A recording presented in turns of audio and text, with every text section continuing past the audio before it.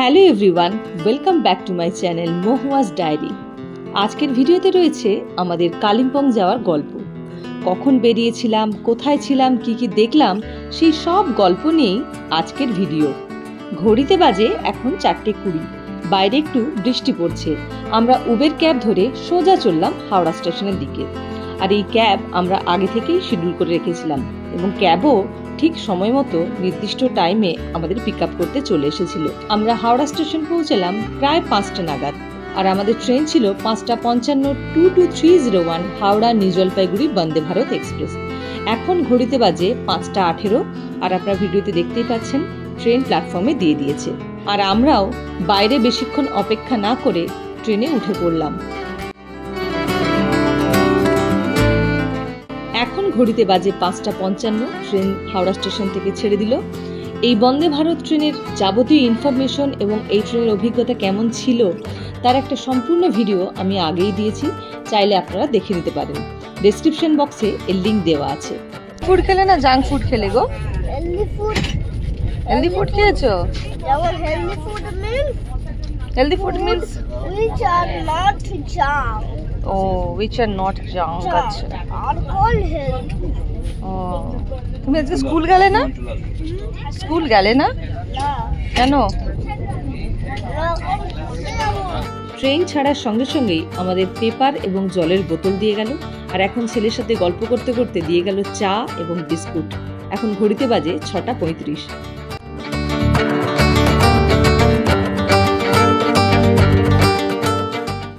আজকের ওয়েদারটা একটু খারাপ। যখন বেরিয়েছিলাম তখন একটু একটু করে বৃষ্টি পড়ছিল আর এখন প্রচন্ড কুয়াশা। বাইরে দেখতেই পাচ্ছেন কিচ্ছু দেখা যাচ্ছে না। জানি না ওখানে আমাদের জন্য কি অপেক্ষা করছে। আর এখন ঘড়িতে বাজে 7:30। এখন দিয়ে গেল ব্রেকফাস্ট। আমরা ননভেজ অর্ডার করেছিলাম। এতে আছে ব্রেড, বাটার, জ্যাম, মটর সেদ্ধ, potato fry, egg fry, tomato ketchup, hand sanitizer একটা আছে, সল্ট আছে, সুগার আছে আর চকো পাই আছে। আর খাবারের কোয়ালিটি মোটামুটি ভালো। ভালো, রান্নাটা ভালো হয়েছে। আচ্ছা, এবার তাকিয়ে থাকো। হাই করে দাও, হাই করে দাও।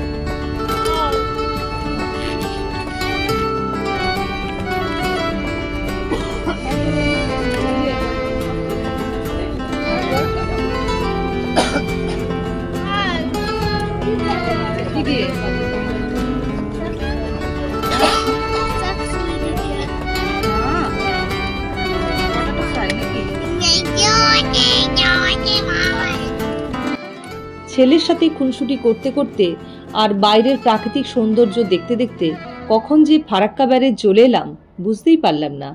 নিচ দিয়ে বয়ে চলেছে আমাদের স্রোতস্বিনী গঙ্গা।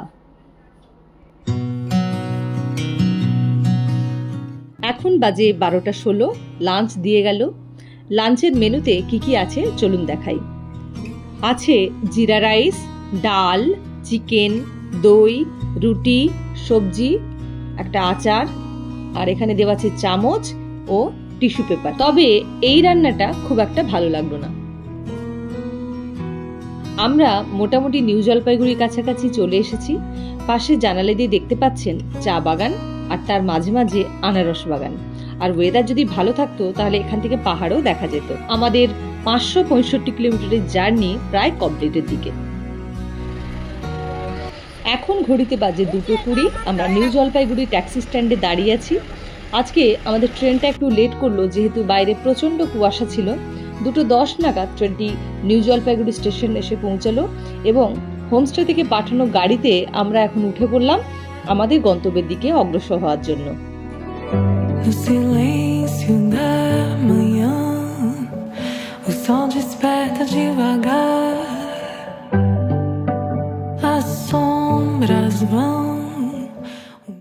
এখন আমরা সেবক রোড ধরে কালিম্পং এর দিকে যাচ্ছি। দুপাশে শালের জঙ্গল আর তার সাথে হালকা কুয়াশা।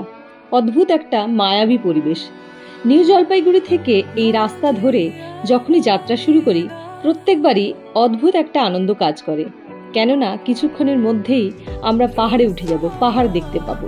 তাই এখানে এলেই প্রথম পাহাড় দেখার যে অনুভূতি, সেই সব পুরনো স্মৃতিগুলো চোখের সামনে ভেসে ওঠে। বলতে বলতে কখন যে আমরা পাহাড়ে উঠে পড়লাম বুঝতেই পারলাম না। পাশেই দেখতে পাচ্ছেন বয়ে চলেছে তিস্তা নদী।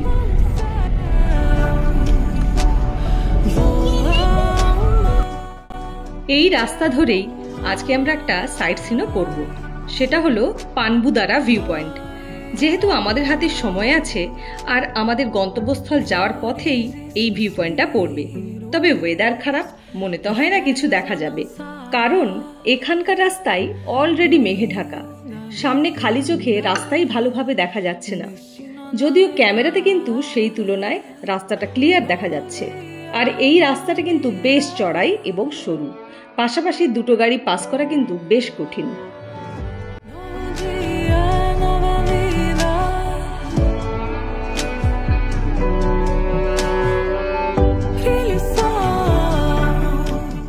এতক্ষণ রাস্তাটা মোটামুটি তাও বা খালি চোখে দেখা যাচ্ছিল, কিন্তু যত উপরে উঠছি মেঘের পরিমাণও বাড়ছে, আর এখন তো গাড়ির সামনে দুহাত দূরত্ব ভালো করে দেখা যাচ্ছে না। আজকে আমাদের দুটো সাইট সিন করার কথা ছিল, একটা হচ্ছে পানবুদারা ভিউ পয়েন্ট আর একটা হচ্ছে চারখোল, কিন্তু আজকে কোনোটাই দেখতে পাবো না, এটা শিওর।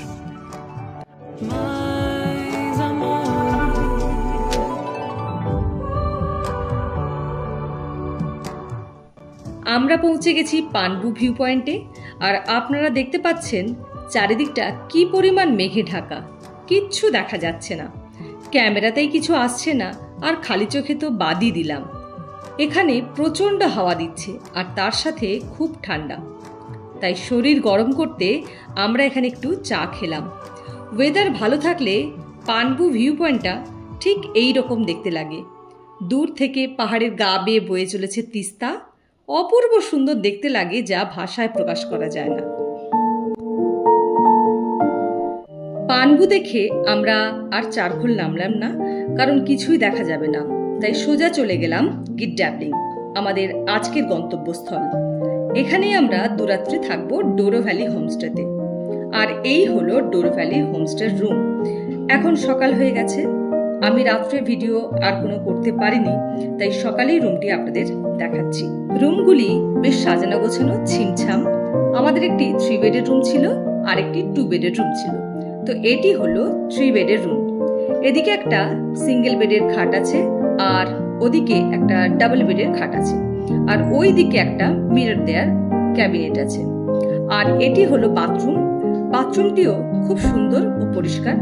এখানে একটি গিজার আছে, কোমোড আছে, হাত ধোয়ার জন্য হ্যান্ড ওয়াশ এবং হ্যান্ড স্যানিটাইজারও দেওয়া আছে। আর এইদিকে হলো একটা ওপেন বালকনি। এখানে একটা স্লাইডিং ডোর আছে। এখান থেকে গিডডাবলিং এর একটা দারুণ সুন্দর ভিউ পাওয়া যায়। আমি আপনাদের বাইরে গিয়ে দেখাচ্ছি। এই হোমস্টেতে 3 বেলা থাকা খাওয়া নিয়ে পার ডে পার পার্সন পড়েছিল 1500 টাকা করে।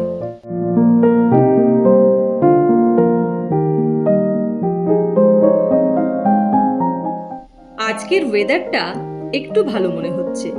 পূব দিকের আকাশের কোণে সূর্যের লাল আভা পড়েছে। পাহাড়ের রেঞ্জগুলো আজকে মোটামুটি ভালো দেখা যাচ্ছে, তবে একদম ক্রিস্টাল ক্লিয়ার ওয়েদার নয়। যাই হোক, কালকের তুলনায় আজকের ওয়েদার অনেকটাই ভালো। দূরে দেখুন পাহাড়ের কোলে কত ছোট ছোট বাড়ি, আর ওইখানটা দেখুন ধাপ চাষ করেছে। নির্জন নিরিবিলিতে 2-1 দিনের ছুটি কাটানোর জন্য অফবিট ডেস্টিনেশনের মধ্যে গিডডাবলিং কিন্তু বেশ ভালো জায়গা। আসলে পাহাড়ের প্রত্যেকটি জায়গাই খুব সুন্দর, তবে গিডডাবলিং থেকে কাঞ্চনজঙ্ঘা দেখা যায় না। এদিকটা সাউথ ফেসিং, আর এই হলো আমাদের হোমস্টে ডোরো ভ্যালির ফ্রন্ট ভিউ।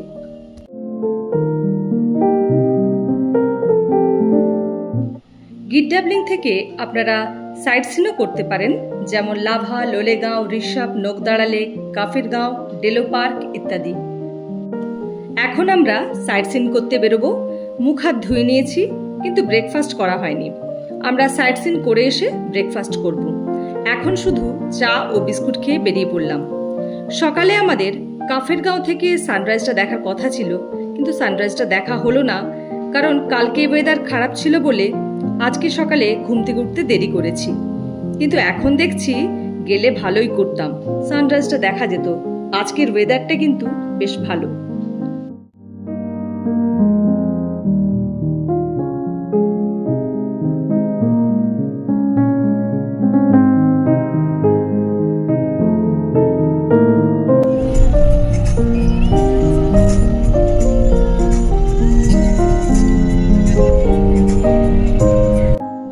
সাইট সিনের প্রথমেই আজকে আমরা যাব ড্যাবলিং ভিউ পয়েন্ট।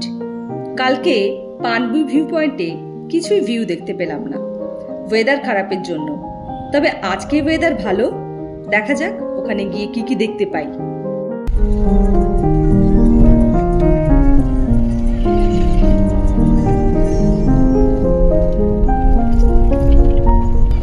এখন আমরা পাইন ফরেস্টের ভেতর দিয়ে যাচ্ছি। এই কালিম্পং ডিস্ট্রিক্টে প্রচুর জায়গায় পাইন ফরেস্ট আছে। এখন যেখান দিয়ে যাচ্ছি এই রাস্তাটা খুব সরু এবং এবড়ো খেবড়ো। নেপালি পাকাপোক্ত ড্রাইভার ছাড়া এই রাস্তা দিয়ে গাড়ি চালানো খুবই বিপজ্জনক। অ্যাকচুয়ালি আমরা গতকাল থেকে যে রাস্তা ধরে এসেছি তার মধ্যে বেশ কয়েক জায়গার রাস্তা খুব খারাপ ছিল। আমাদের ড্রাইভার দাদা খুবই এক্সপার্ট, খুবই সুন্দরভাবে গাড়ি চালিয়ে নিয়ে এসেছে। Doubling view point.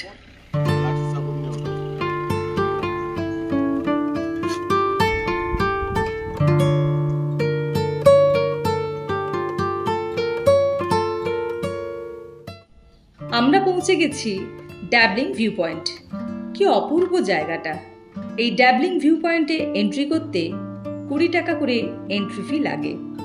ভেতরে কি কি আছে চলুন গিয়ে দেখা যাক।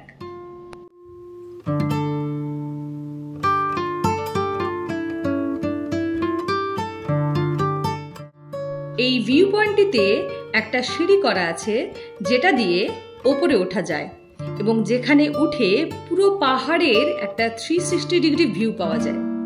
ওপরের এই জায়গাটিকে আপনারা সেলফি জোনও বলতে পারেন।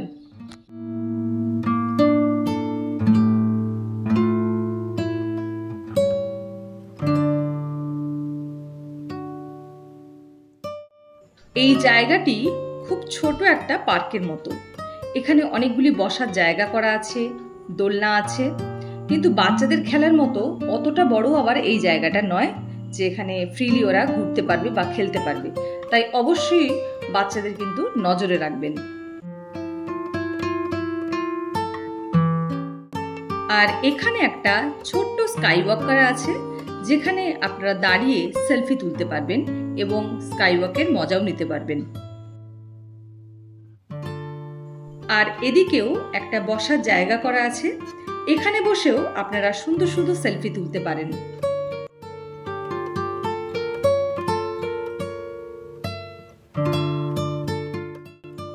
আজকে সূর্য উঠলেও ওয়েদারটা পুরোপুরি ক্লিয়ার নয়, একটু ধোঁয়াটে ভাব আছে, যার জন্য ক্লিয়ারলি পাহাড়ের রেঞ্জগুলো বোঝা যাচ্ছে না। এবং দূরে নাকি তিস্তা নদী বয়ে যাচ্ছে, সেটাও এই মুহূর্তে এখান থেকে দেখা যাচ্ছে না।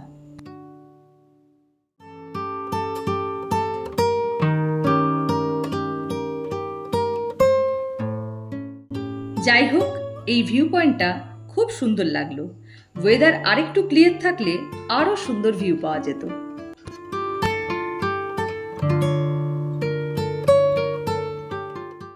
ড্যাবলিং ভিউ পয়েন্ট দেখার পর এখন আমরা চললাম ক্যানোপি ওয়াক দেখতে। গাড়ি থেকে নেমে এখন আমরা হেঁটে চলেছি ক্যানোপি ওয়াক বা হ্যাঙ্গিং ব্রিজের দিকে। ঢোকার মুখে একটা জায়গায় ছোট্ট একটা ঘরে বাইরে লেখা ছিল এন্ট্রি ফি 20 টাকা, কিন্তু ঘরটিতে কোনো লোক ছিল না। তাই আমরা টিকিট না কেটেই চলে এলাম হ্যাঙ্গিং ব্রিজ দেখতে। আমাদের ড্রাইভার দাদা বলল 10 মিনিট হেঁটে যেতে হবে, তারপর নাকি ব্রিজটা দেখতে পাওয়া যায়। তো আমরা এখন হেঁটে চলেছি, দেখা যাক কতক্ষণ পর আমরা দেখতে পাই। আমরা চলে এসেছি ক্যানোপি ওয়াক বা হ্যাঙ্গিং ব্রিজের কাছে। এটি একটি ঝুলন্ত কাঠের সেতু। ব্রিটিশদের আমলে তৈরি এই ব্রিজটি শুধুমাত্র কাঠ ও লোহার রড দিয়ে তৈরি, এতে কোনো পিলার নেই। এই ব্রিজটি এখন প্রায় ভেঙে গেছে, তাই আমরা ব্রিজের ওপরে আর কেউ উঠলাম না। অথচ এই ব্রিজটা দিয়ে নাকি একসময় একটা গ্রাম থেকে আর একটা গ্রামে যাওয়া যেত এবং ব্রিজের ওপর থেকে সুন্দর কাঞ্চনজঙ্ঘার ভিউও পাওয়া যেত। আর পুরো জঙ্গলটাও নাকি দেখা যেত। যাই হোক, আমাদের ব্যাড লাক, এখন ব্রিজটা তো পুরোই ভাঙা, তাই সাহস করে ব্রিজে আর উঠলাম না। জঙ্গলের রাস্তা ধরে অনেকটা পথ অতিক্রান্ত করে এই ব্রিজটি দেখে আমাদের মন ভরে গেল। এখন আমরা চলে এসেছি লোলেগাঁও। এই লোলেগাঁওয়ে একটা ইকো পার্ক আছে, যার এন্ট্রি ফি হচ্ছে 20 টাকা। কিন্তু কিছু কারণবশত এই মুহূর্তে ইকো পার্কটি বন্ধ, জানি না কেন। যাই হোক, আমি আপনাদের বাইরে থেকেই যেটুকু পারছি দেখাচ্ছি। ভেতরে একটি বুদ্ধ মূর্তি আছে এবং আই লাভ লোলেগাঁও লেখা একটি সেলফি পয়েন্ট আছে। পার্কে যেহেতু ঢুকতে পারলাম না, তাই বেশিক্ষণ ওখানে না থেকে আমরা ফিরে এলাম হোমস্টেতে। ভিডিওটি আজকের মতো এই পর্যন্তই। কালিম্পংয়ের নেক্সট পার্ট নিয়ে আমি খুব শীঘ্রই আসছি। ভিডিওটি যদি ভালো লেগে থাকে তাহলে একটা লাইক করে শেয়ার করে দেবেন এবং কেমন হলো অবশ্যই কমেন্ট করে জানাবেন। আর আরও এইরকম ভিডিও পেতে আমার চ্যানেলটি সাবস্ক্রাইব করে রাখবেন। আজকের মতো এই পর্যন্তই। ভালো থাকবেন সবাই। নমস্কার।